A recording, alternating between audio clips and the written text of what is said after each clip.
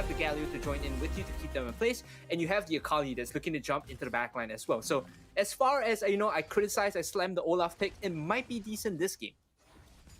Well, let's pay attention to the Olaf as we go into our second game in this BO5, as mid lane already sees a good amount of damage onto Yahtzee. The Ignite comes through, the barrier comes out as well. Just respond in turn there. It looks like a repeat of last game, if I'm being honest. Just a lot of pressure on this Orianna. Of course, the Galio has quite a bit of burst potential early on. Let's see how this Olaf pans out. I'm very curious. We talk so much about jungle pickups, I think, Hungry. Between me and you, we always talk about these jungle matchups. I'm a big this advocate, I'm not sure if that's the correct word, for Vi. I don't like to see Vi very much, and I don't think you like to see Olaf very much. And I think there's some good reason for that. Why fix something that's not broken? There's so much power in the Lee Sins of the world, in the Wukongs of the world. Why try to, or the Javas, why try to fix something that isn't broken?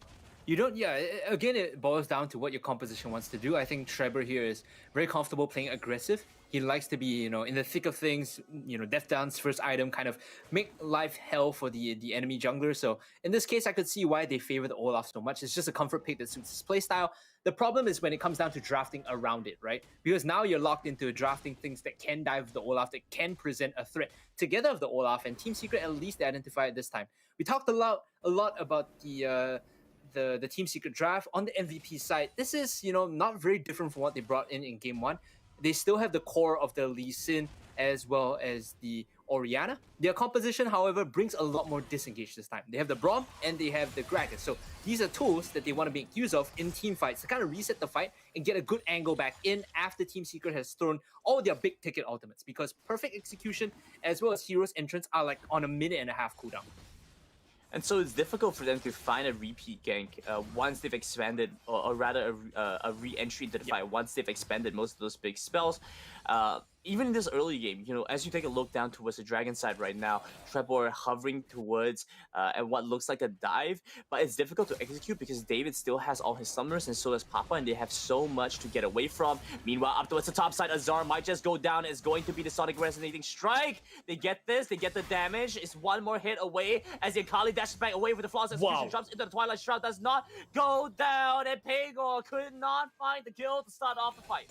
That is an insane escape coming from Azar. Borderline illegal, the fact that he got away with his life. And it takes so much time away from Pagor to just focus on the top side. The response here from Trevor has to be aggressive. He has to go in and set vision down on the enemy half of the jungle, get something done, because his top lane has done his job. His Baron laner has absorbed all the pressure. He has survived. He has collected as much EXP and gold in that 2v1 play as much as possible to now allow for the rest of Team Secret to get some space. Dives right in between their feet there, gets out, and so you talk about how Trevor has to get somewhat of a lead, somewhat of an advantage, make use of this time. He's not really doing that, just going to keep farming up his camps. On the alternative, I do think this is, on the flip side, I do think this is quite reasonable, especially since he is going to be that Olaf. He wants to try and scale up as quickly as he can, pick up his items, and then could look to posture for this dragon. We saw what happened last game. MVP were in much better control of this early dragons. Team Secret had a difficult time trying to contest them, and they lost a lot of the fights towards that side. I want to see if Team Secret can maybe turn things around in game number 2, but as we say that, looks like a bit of a collapse coming in towards the Dragon from Team Secret, so yeah, it looks like they are looking to prioritize this time around. They are looking for the setup because they do have the quickness and the grand entrance from James. If anyone on MVP oversteps, if they check too far ahead, Team Secret can force these fights and then look to control the area around with the hero's entrance as well as the Featherstorm. So there's a lot of area denials, kind of ultimates on the side of Team Secret, right? Which is why they feel so safe taking this Mountain Dragon. Okay, but very little information as to where MVP is exactly. They're just going to try to walk in, looking to try and deny this. Glacier Fish are going to be used. They get the knockout back onto the Orianna. But rather Pagor by the side. They jump out. Heroic Entrance is going to be used just to get some more control to the back end of the Dragon Pit. They force MVP off. They get the Dragon, so Team Secret come up with Hendrix exchange. They get the Mountain Dragon, but this is a window here for MVP to force something as they jump onto James. Lots of damage onto the Rakan, and Shui now going to be on the bad end of the stick. They find some return damage back onto Papa, but it's mostly just going to be off the turret, so they cannot do too much, and I don't think they can stay in this lane anymore. Just going to have to give up a lot of control. Look at this. 4-man collapse towards the bomb side. They want to pick up this turret quickly. The problem is Tatsuri used his hero's entrance at the end of that Mountain Dragon, so now they get the first blood. MVP very wisely collapsed on the bottom side, knowing that there's no power here for Team Secret. Trevor joins into the bottom fight. Papa might just go down. Good damage onto David. The 8-9 taken away. He goes down. It's claimed by Tatsuri. Meanwhile, Papa just walks out, burns both his summoner spells, but it's a good exchange. They managed to find quite a bit there. More importantly, Team Secret keep that Dragon Tier 1 alive. If that goes down, the rotation is instantaneous for MVP because they get bonus gold to buy with and they can start prepping for the Rift Herald. So Team Secret, they hold on, but MVP has a massive lead in terms of tempo right now because they're the ones that are rotating up to Rift Herald. They're going to get control, they're going to get vision. They have all the ultimates up, whereas look at this, Tatsuri, still quite a ways away from the hero's entrance. This is a window that teams like Flash Wolves exploit so well. And I think MVP, after playing against Flash Wolves, learned that this is a window that they should be exploiting as well. Rift Herald coming up. Let's see if they can go for this. Glacier Fisher already used Chewy. It looks like he's going to be in a bad spot. Still has the Feather Storm, tries to use it, but it's not going to be too effective as there's 3 people collapsing in onto the bot side. Meanwhile, onto this Rift Herald, MVP, or rather Team Secret, try to trade this one so they lose their Zaya, but they want to pick this one up instead. First turret likely to go over to MVP as they have this wave crashing in this Dragon Lane. What this tells me is that Team Secret are prioritizing the map more than Chewy, right? They don't care if they have to sacrifice Chewy's farm, they don't care if they sacrifice his levels. They want this Rift Herald to open up the map even more, and they're trading away from the weak side of the map. So this is important to note as the game goes on. Right now, ADC versus ADC, marksman versus marksman. This guy is down 1,500 gold, granted. That's an awful feeling, especially when you are Chewy looking to be focused down in these team fights. Especially when Papa hits such significant power spikes with those items, you know, having, I believe, almost 2 upgrades now. He's just missing a little bit more attack speed for that second upgrade on his E. With that should give a lot more power to MVP as they start to make their way down towards the Dragon side again. They go back towards standard laning. They get some control here because once that Infernal comes up, you know, MVP are actually in a much better position to try and fight that, I think. And MVP is in a great position, like you mentioned, because now the lane assignments are a bit wonky for Team Secret. They have to keep Chewy and James in the mid lane because there's no Dragon Tier 1. There's nothing for them to fall back to. And as a result, Tatsuri is the one that has to take the L and sit on the side lane. This also collapses Team Secret's strategy in the big picture because being all the way in the Dragon lane, he cannot out towards the Baron lane. He only has 1 lane to go, and if you're stacking members there, the Galio ultimate is now rendered ineffective. So MVP doing great job to kind of reduce the effectiveness out from Tatsuri and just really take him to school here. Just forcing him back. He's only had that 1 kill so far. You know, he's been able to trade back onto David, but apart from that, hasn't found all too much. Meanwhile, Orianna continues to scale up. James, targeted focus, goes right down. The quickening will not save him. MVP just get a quick pickup and take down this Rakan just as Dragon's about to spawn. I feel like it might be too early to call this, granted, but I'm going to go ahead and do so. Olaf's win rate is just going to plummet even more here. He's not really doing a lot, despite having this goal lead, right? You don't feel the impact of the Olaf as compared to the Lee Sin, who has made so many good plays across the map 8.5 minutes in. Yeah, so Olaf not stonks right now, unfortunately. Let's see if they can do anything here. Okay, as MVP continue to build up their advantage, get a good lead. Albert tries to jump in, looks to knock up onto Trevor, but wasn't quite able to find it. Oh my goodness, that's a great lockdown. They jump on to Chewy. Chewy gets a lot of HP chunked out. The shoot's coming through, though, keeps him healthy for now. Trevor almost goes down. They jump back in. James has to flash away. Tatsuri joins in, but he connects onto no one. And MVP, they are in such prime position to just force Team Secret away. The disengage you're talking about, it's perfect out from MVP. Yep, it's this pull and push in these 5-on-5s, right? They're not full committing because they know, hey, Tatsuri still has ultimate, Azar still has ultimate. We never want to full commit into these fights because we get bursted down. Instead, what they do is kind of tease Team Secret a little, like, hey, we might just go in to try and kill you. And if we do, and if we posture like we do, you will be forced to use your ultimates to respond. And there's a window there where we can play the map because Hero's Entrance, like I said, has a massive cooldown, and so does Perfect Execution. In that 5-on-5, they were able to get the Hero's Entrance down. They still have the Perfect Execution to watch out for. Yeah, I'm looking at a solo kill potentially onto this Gragas, but instead Pego joins into the fight. He picks up the kill, secures it, claims it on Azar. Now they move on to James. James flashes away, jumps out with the Grand Entrance, but MVP, they're right back in on this. The Redemption gonna use to get them back up to a healthy amount of HP as they walk in, collapse on this turret. Trevor trying his best to defend this, but it's gonna be Oriana Ayatsi who makes his way over as well. They collapse in. Tatsuri does not have the heroic entrance to follow up with the rest of his team, so they give that one up for free, and they lose Akali to boot. They have no way of defending that, especially because they know once Oriana comes up, there's so much collateral damage on top of the dive coming in. You just put the ball down, anyone casts Command Shockwave, and that guy dies, right? So I do like the Team Secret are not Team Secret, excuse me. I do like the MVP understand their windows of strength. Like, hey, no heroes entrance, let's force this.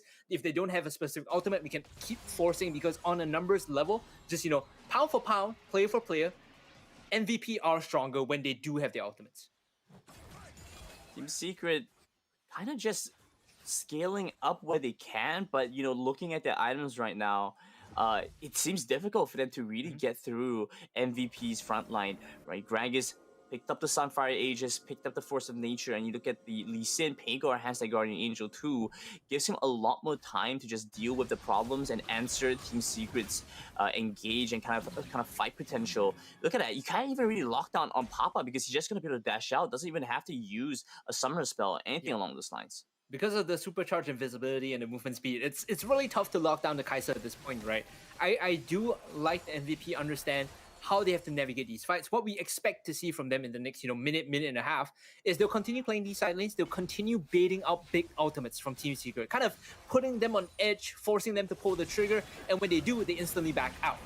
Oh, you have to hate to see that. Shubi gets knocked back in by the Lee Sin, but instead they turn the fight right back around on Papa. Papa goes down first, and David looking like he's gonna follow. They move on to Yahtzee. Yahtzee watches as his team dies there. Baron coming up now, so Team Secret make their way over. They're looking to try and secure this. Jumping on is going to be Azar, who finds good damage onto the Oriana. Moving into the back, it's going to be Alba trying to trade in.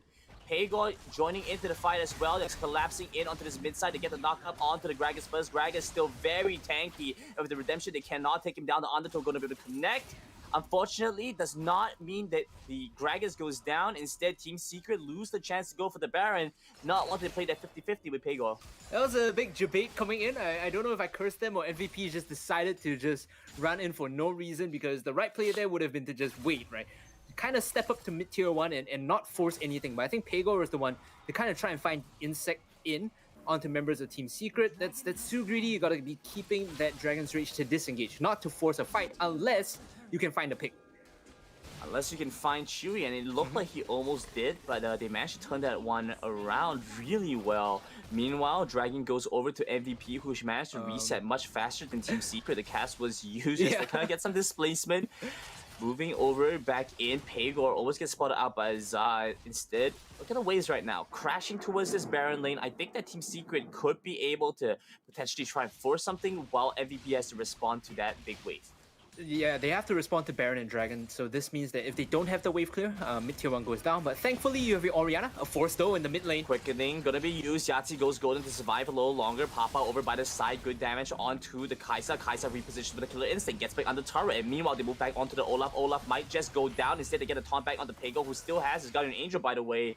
And he just cannot find much here. Flashing forward, Pagor might just go for the kill onto Azar. It's a nice two-man body slam to lock down onto Chewy. Tatsuri joining into the mid lane as well. They continue the aggression, get good damage back onto Pagor as Pagor jumps in. But it will be the Winds of War plus the taunt. Just try and push him back, force him off. But MVP, they break open the mid lane despite the engage started by Team Secret. That's what they needed to do, by the way, when they got caught out earlier. This should have been the play. You can see on your screen right now, cooldowns on the side of MVP. Almost done, right? Whereas Team Secret, they're still waiting on quite a few big ticket ultimates. They need the Featherstorm and they need the perfect execution for Azar. Whereas on the side of MVP, everything is up. Only Kill Instinct isn't there, but for the most part, all your disengage spells, all your team fight spells are there, and they can continue this pull and push. After getting mid-tier 1, the next focus here should be around either Baron or Dragon. So I'm looking towards these two objectives for MVP to kind of dance and skirt around the fight. Bait out the ultimates and then re-engage. Baron up for both sides now, and it's looking like MVP gets some decent control around that. And you have to wonder, Despite the fact that MVP were the ones to get caught out in a couple of these previous exchanges, Team Secret could not convert that into an objective. And so you look at the Dragons right now, Inferno and Ocean both over to MVP. It is going to be that Elder Cloud, not as devastating if Team Secret lose that, and especially if they exchange that for the Baron. But I'm not sure if Team Secret have what it takes to actually start this Baron up and take that away before MVP can respond. They don't have the kind of coverage around the enemy jungle to start this. If you look at your minimap, they have no wards on the enemy blue buff side of the jungle, so they won't know if they're getting checked, right? They won't know if anyone's walking in, which is why they're so hesitant to even walk up past the river. Whereas on the side of MVP, they at least have 1 or 2 wards deep enough to give them information along the river as well as deep along the Raptors, I believe. They're trying to walk in to try and get their ward down now. So you can see that David is just kind of, walking in to try and get the vision together with Pegor. Both teams contesting for control of vision around the top half of the river. Because that's going to be so critical. The way the Baron kind of swings the fight and swings the tempo of the match is going to change the dynamics significantly. I think that MVP actually do have a pretty decent composition to deny some of the aggression after Team Secret, even if they would lose the Baron. But of course, it's not a pretty sight to see. So MVP holding on to that, get some vision control. Meanwhile, Azar, he did manage to find the best game last time around. This time, a little better, but it still isn't phenomenal. And so you have to wonder, is this what Team Secret were looking for when they went for the Akali? They haven't been able to execute the Kai'Sa. They haven't been able to execute the Orianna. Not even able to really take down the Lee Sin here. To your earlier point, like you mentioned, is this what they want? I think the Akali was drafted in mind with the Olaf in mind, right? The idea of just jumping in and trying to dive onto the squishies, because you have a kind of system here where Azar, Trevor will be looking for the backlines, and then you have Tatsuri to cover any, over-engage. For the most part, MVP have been playing very well around it. I think that's the important part. We should note credit where credit is due. They've been dancing around the edges of fights, not full committing, not allowing Azar or Trevor to really get onto Artsy or Papa. Dragon started up by MVP. It's the Elder Drake in their eyes. Is Team Secret a little bit late to respond once again. They're just playing second fiddle to MVP. They get some good damage over onto David. Yeah, they engage, they jump onto the Orianna, but Orianna goes gold, and it's difficult to lock down an Ori that just doesn't want to go down. Instead, they move into the back. The shockwave finally comes out, but it still means Orianna goes down. They jump back in with the Killer Instinct, and so Papa trades back for a little bit more. It's 2 dead on the side of TS. MVP still holding on pretty strong here. They don't manage to pick up the Dragon, but Team Secret, they lose a lot in the exchange. Papa almost died there. If it wasn't for the Killer Instinct to swap over to his teammates, I think he goes down to Azar. So MVP, they still have Pegor, who is full health. He still has the G and the Force of Nature. So he's always going to be frontlining for them. Dragon's Rage is going to be up in 15 seconds. This is a window for them to just burst down this Dragon as long as the Kai'Sa doesn't die. The Kai'Sa needs to stay healthy. He can't be tanking the Dragon. He can't be caught in the front line. Is this right from MVP? They go back on the Elder Drake. They want to start this. But instead, it looks like TS should be able to just grab a turret in the mid lane. Okay, so they were going for something a little bit more aggressive, a little bit more risky, trying to bait out Team Secret. It doesn't quite work, so MVP lose that turret in the mid side, and Team Secret finally open up the map a little bit more in their favor.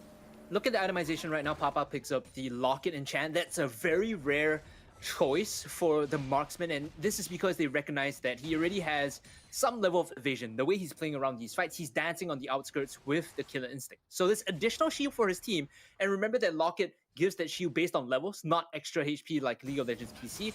It's a decent buy. It's a very high efficiency enchant coming in as they force this fight mid lane.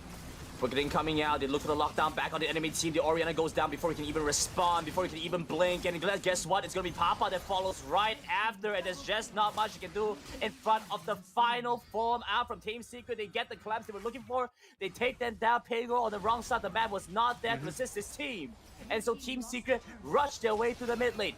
40-second death timers left, and some of the members of MVP and Team Secret looking like they might just want to end things out before MVP can get back into the game. They have this last wave. It's all their hopes and dreams pinned on this last moment. Pegor jumps in, tries to stall out the game. Guardian Angel is available. They look for the taunt onto the Lee Sin. It comes through. It connects. Now the Nexus down to 3,000. They're looking at trying to end things off right now. David all on his lonesome. He tries to defend where he can.